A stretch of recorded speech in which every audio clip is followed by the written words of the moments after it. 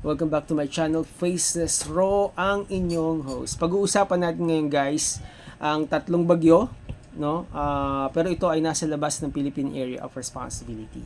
So bago muna yon, balikan po natin yung mga nakaraang araw na talaga namang sunod-sunod na pag-ulan, no? Non-stop raining. At hindi lang basta talaga umulan, heavy rain, no? Torrential rain.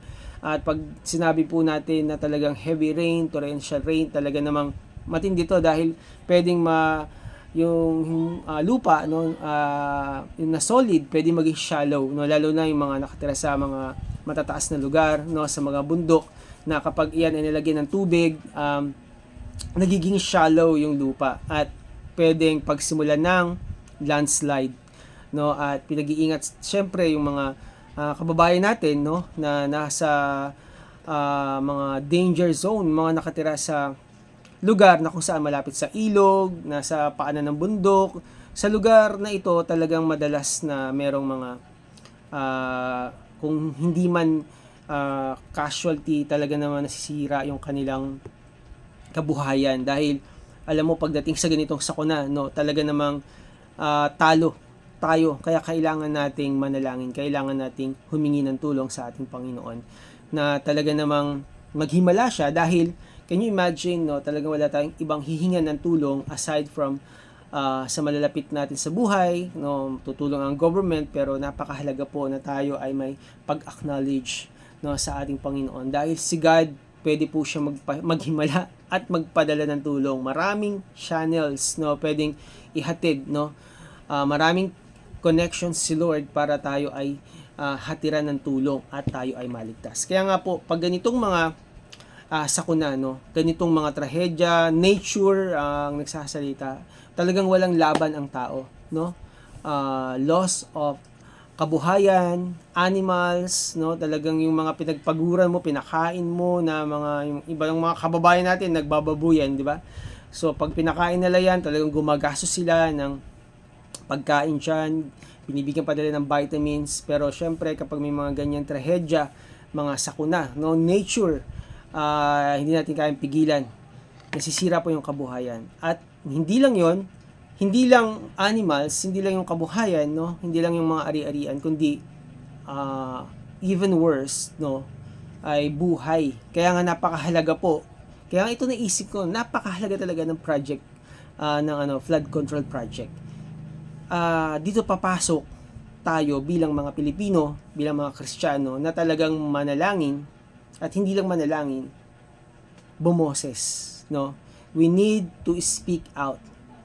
We need to speak, kailangan natin magsalita, pero hindi sa paraan na tayo po ay magsasalita ng hindi maganda, no? Kundi magsalita tayo sa dialogo na hindi po makakasira, no, o magiging isang dahilan para gayahin ng mga kabataan at mawalan po ng galang, no, sa kapwa-tao o sa mga leaders ng ating bansa. Napakahalaga po na tayo ay maging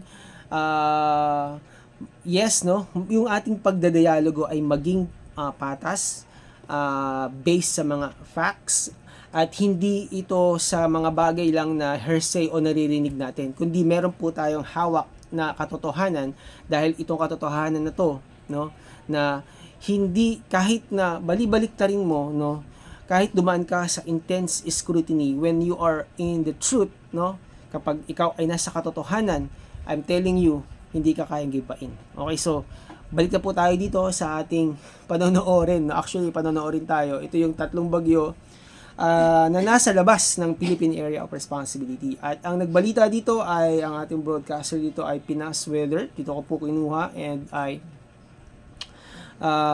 salute sa ating mga magigiting na mga weather forecast. Okay, so panoorin na natin to. Huwag na natin patagalin.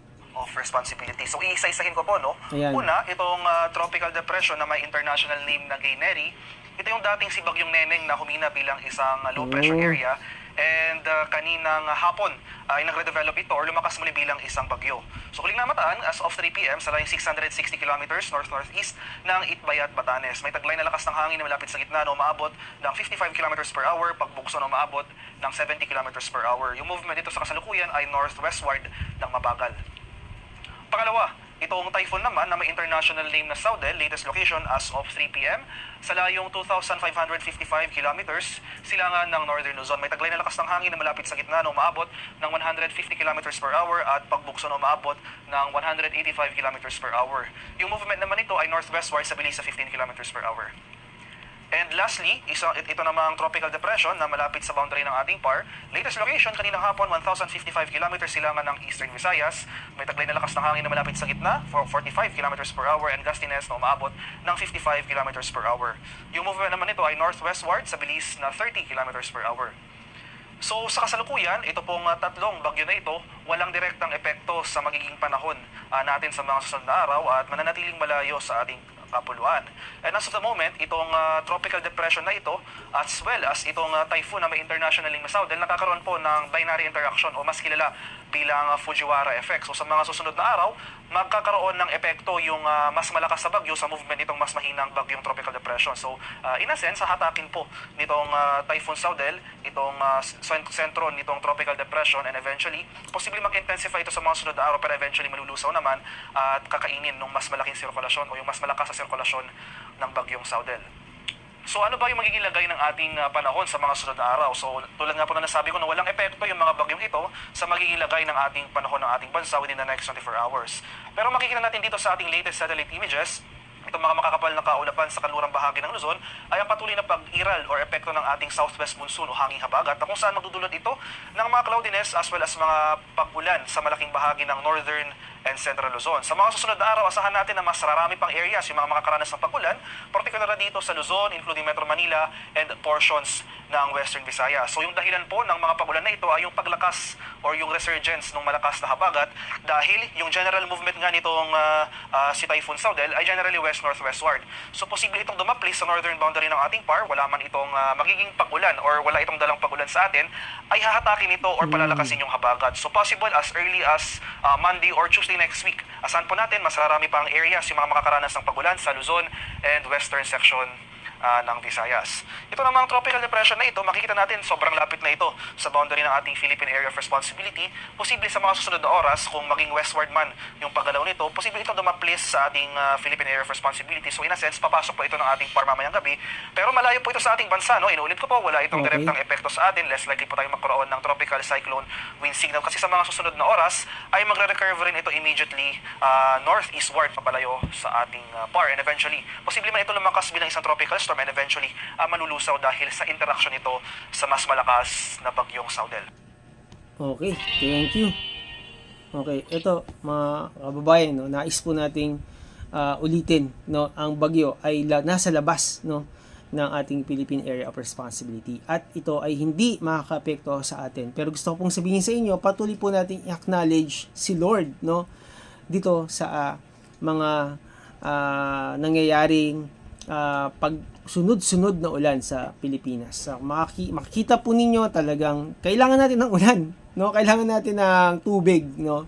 Pero kung sunod-sunod naman, hindi ito nagiging maganda para sa ating mga kababayan. Kasi may mga places, no, sa Pilipinas na talaga naman talagang mababa naman, no? Tulad ng Bulacan, no? Meron nga Pampanga kung napanood nyo, di ba? Talagang hanggang ngayon, no? Baha pa din. Can you imagine, no? Kung halimbawa, yung iba sa mga lugar na talagang pag binaha, umaabot ng 1 week bago humupa yung baha.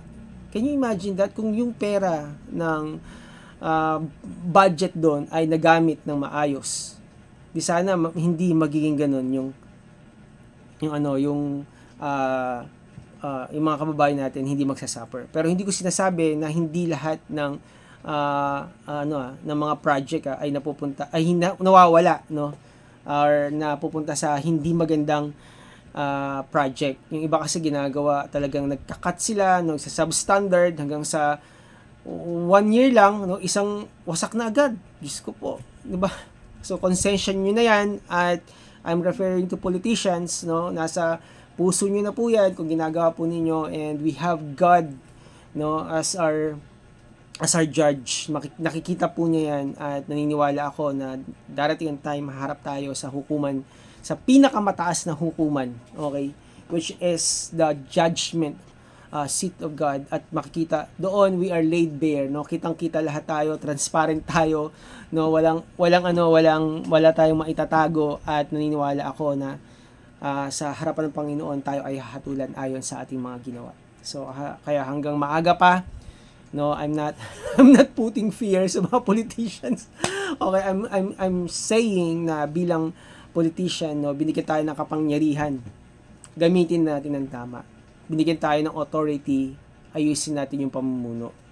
Hinalal tayo ng tao, naniniwala ako, it was anointed by God, inspired by the Lord. Pero kung tayo, ang ating kapangyarihan ay magiging wicked tayo, then wala nang inaantay kundi yung hatol na ibibigay sa atin ng Panginoon, which is mabuti ba o masama. Kaya gusto pong sabihin sa inyo, ang hatol ba ay kaparusahan o gantimpala na tatanggapin natin? Pwedeng ganun, di ba? I-judge tayo ayon sa ating mga ginawa. Kaya itong encouragement natin, no, sa inyo, sa bawat isa sa atin, kung may papasok man na bagyo, naku po, kawawa po yung wala tayong narinig kanina, no, na may papasok. Pero kung may papasok na, kawawa na naman yung ating mga kababayan na nagsasuffer sa mga baha. Dito nga sa Parañaque, grabe, no, dito sa SM.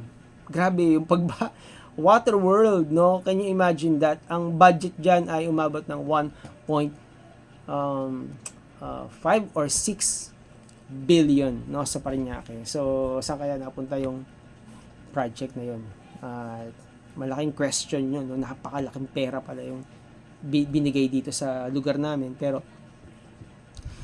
hindi naman na sawata pa rin yung hindi na control yung flood, no? Kaya napakahalaga na manalangin at bumoses. Okay? Ito po si Faces Raw. Iba-iba man tayo ng ating pananaw o ng ating view. Pero nais ko pong sabihin sa inyo sa pagkakaibang pananaw o view sa buhay natin, nais ko pong sabihin sa inyo na dapat tayo ay manatiling may respeto sa ating kapwa at hindi tayo madala ng ating emosyon. Dahil maraming mga nakatutok at nakabantay sa atin na pwedeng gamitin ito para sa atin. So, kung ano man yung naririnig natin at kung ano man yung mga iba't ibang mga opinion, kung paano tayo mag-react o magbigay ng salita dun sa mga bagay na naririnig natin, ito ay naghahayag ng nilalaman ng ating mga puso. Kaya bago tayo matapos, nais kong sabihin sa inyo na patuloy po tayong manalangin sa ating bansa. Acknowledge natin si God sa ating mga buhay dahil napakaikli lang ng buhay. Okay, so ito po si Faces Raw. Kita-kita ulit tayo dito sa ating channel. God bless. Bye-bye.